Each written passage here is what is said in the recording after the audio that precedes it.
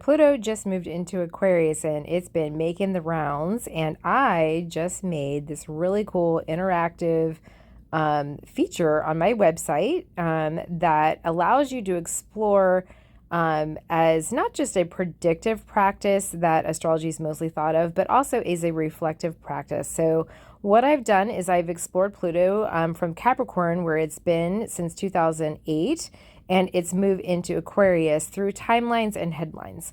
So, the way that you can use this as you scroll through, this is the departing energy of Pluto and Capricorn. It was all about exposing the empire, right? And this was a great time for us here in America in particular, because it also coincided with our United States Pluto return, which happened around February 22nd of 2022, but it really impacts very intensely 2 years on either side of it because it's such a slow-moving planet. So that is why you see the themes of, absolute rule versus democracy, immigration, representation, inequality, separation of church and state, pandemic, the Tea Party, colonialism. All of these themes are being revisited because we're in that Pluto return era. Now, this is a really cool feature that I've just added, Pluto in Capricorn timeline and headlines. So this starts when we entered Capricorn in January of 2008. Just after that, Obama was sworn in, and we started to see a lot of Pluto and Capricorn vibes. The global financial crisis hit immediately, the rise of the Tea Party, the Citizens United, which was basically the wealthy donors getting in. And I remember Bernie Sanders saying, well, that's the end of democracy.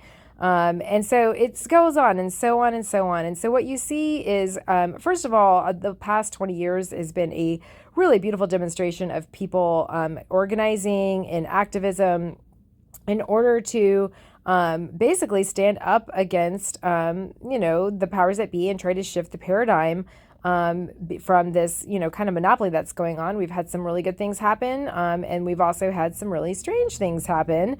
And so you can just kind of go through here and look at this timeline and see. It's not a complete timeline. If you think I'm missing something, you can leave a comment on the bottom and I'll add it in. But now we're in this emerging energy of this Pluto in Aquarius, and the theme is humanity uprising. The previous Pluto in Aquarius period featured people-powered revolutions as a response to Pluto being in Capricorn.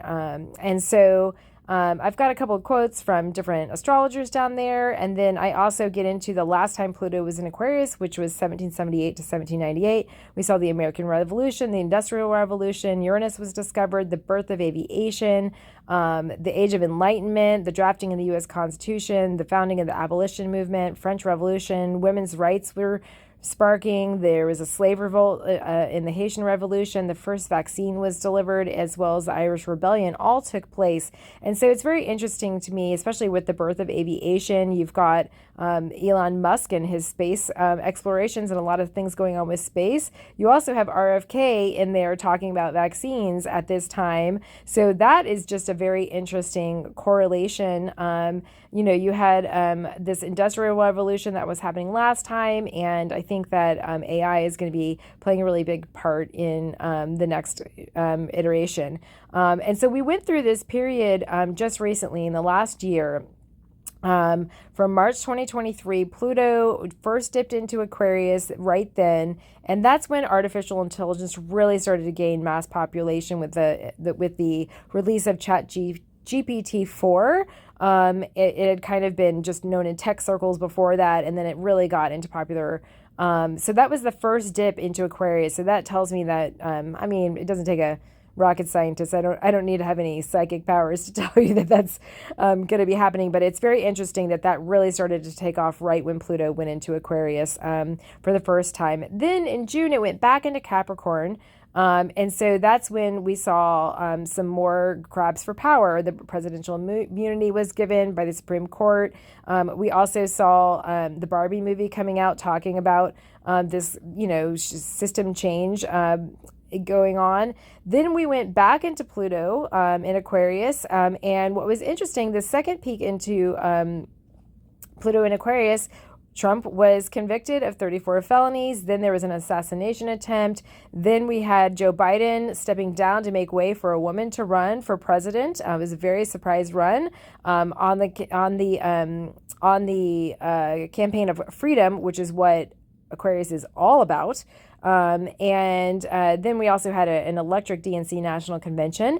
Then in September, it went back into Capricorn, and we had the presidential debate. We had P. Diddy arrested. We did have a formal apology to the Native Americans for their boarding school crisis, just a horrible thing that happened.